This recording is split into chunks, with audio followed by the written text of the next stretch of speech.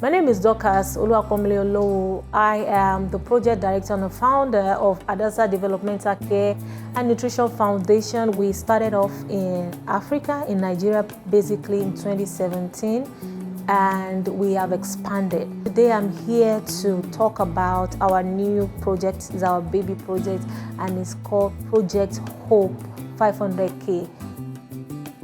It's a very great vision, and it's a 10-year project where we are going to be distributing nutritious meals to children who are on the spectrum for 10 years, 500,000, both here in the US and in Africa.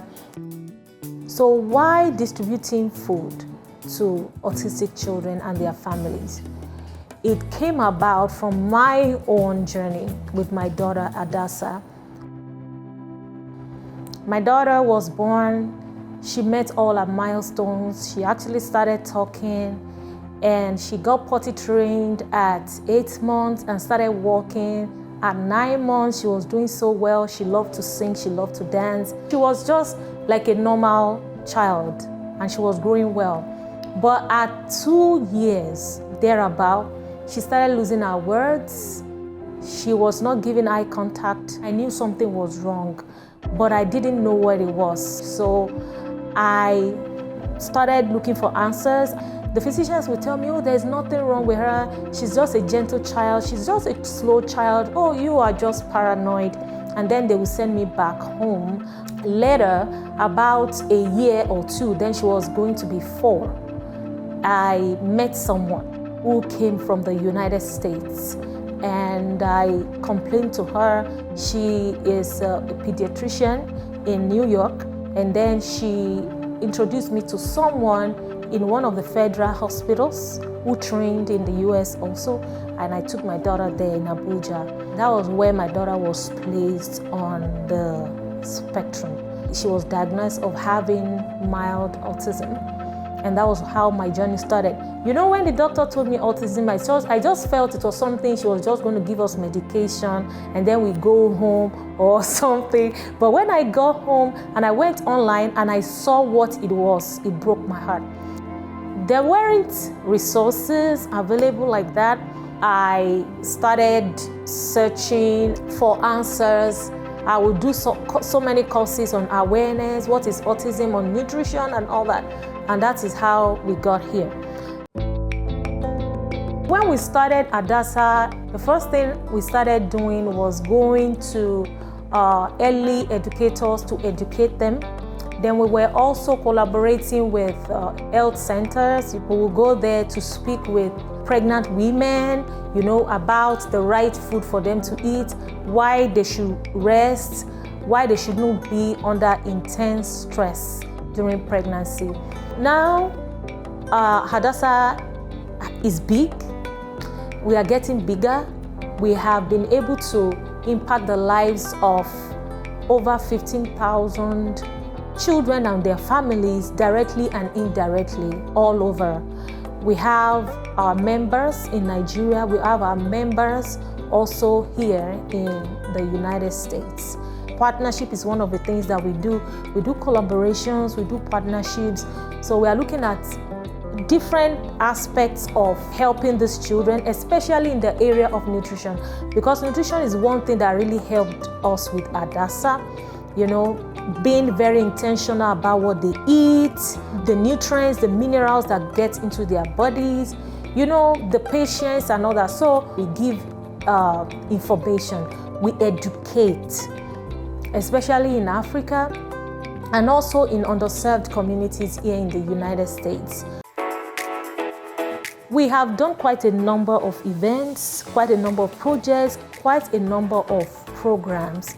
Some of the things we've done in the past is our autism awareness walk, which we do at every autism day or autism week.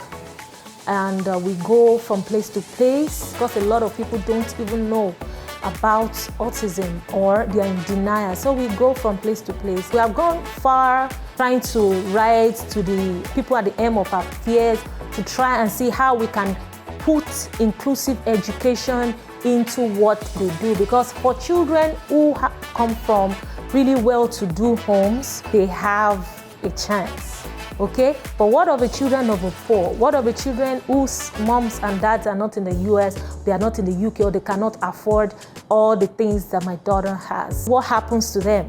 A lot of them end up just being there.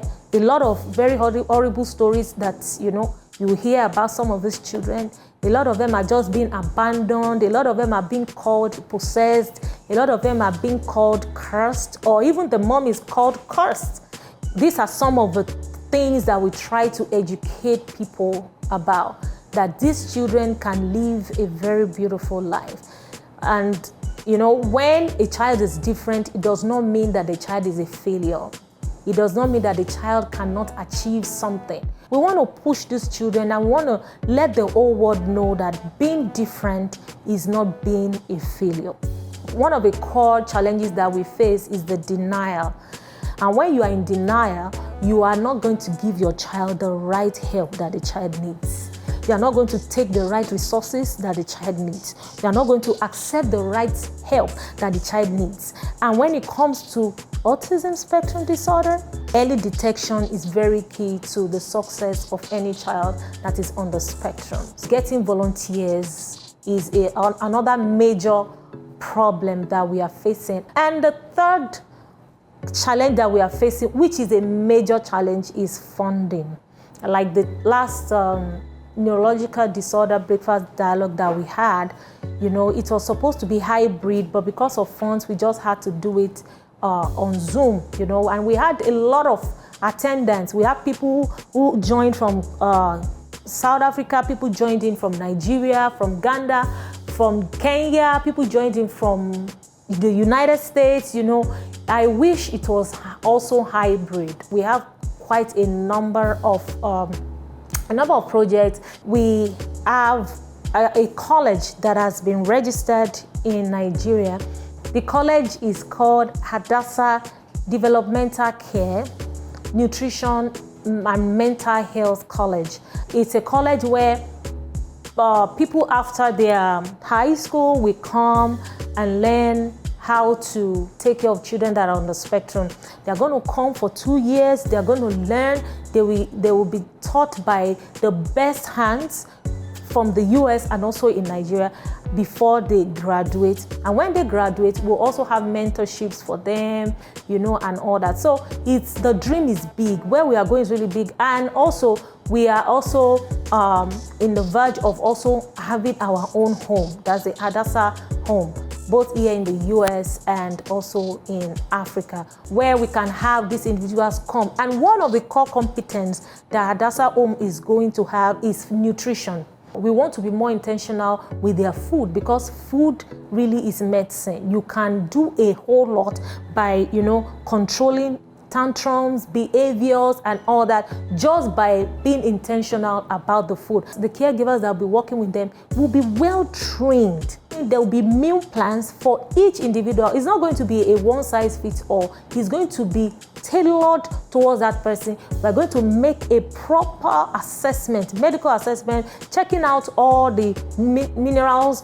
Magnesium is a very core mineral that even helps in calming them down. Maybe the magnesium level is low. We are going to, make, that meal plan with the nutritionist that will be rich in magnesium. You want to know the nutrients that they are lacking and all that. It does a whole lot. We want to put them in a place where their own lives can have a meaning. We want to put them in a place where each individual is seen. Each individual is protected. There's somebody holding your hand through this journey, and you are being treated as a person. Another project that we also have coming up is what I call Face of Hadassah. It's the first ever beauty pageant for autistic girls. It's a very beautiful project. I'm so excited about it. It's our own way of also supporting these children and their families. It's a very, very rough journey. When you have a child on the spectrum, it's a rough journey for the parents, it's a rough journey for the child, it's a rough journey for the caregivers, the family members, but when you have organizations like Hadassah that are there to support and to tell you, you know what, is going to be okay, you know, it makes the journey smoother. It's a very big project. We cannot do it by ourselves. We cannot do it on our own. We want to appeal to you to be part of this great project. If you need more inquiries, or you just want to partner with us, or you want to drop a suggestion or two, please do contact us via the email and the phone number that is showing on the screen. Thank you.